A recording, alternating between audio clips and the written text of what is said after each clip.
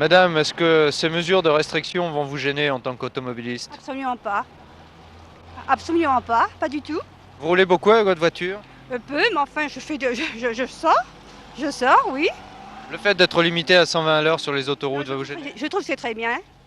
C'est très bien. L'arrêt des émissions de télévision à 23 heures. C'est parfait. C'est parfait. Et les vitrines qui ne seront plus éclairées en ville C'est à parfait. partir C'est de... très bien. Je trouve qu'il faut faire des économies. Je trouve que c'est ridicule parce que c'est pas la consommation d'essence qui fera baisser certainement le nombre de gens qui prendront de l'essence ici, ce sera certainement le prix. Comment ça, le prix? Si on mettait deux prix différents, le prix pour les gens qui se promènent et le prix pour les gens qui travaillent. Monsieur, qu'est-ce que vous pensez des mesures de restriction en France? En France, je ne pense rien parce que je suis italien. Pour l'Italie, c'était une chose très naturelle. Parce qu'on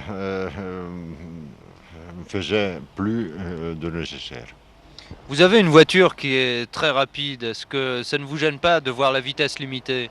Non, parce que la vitesse, c'est un facteur de danger. Est-ce que vous avez l'impression que pour ces mesures de restriction, tous les Européens sont solidaires?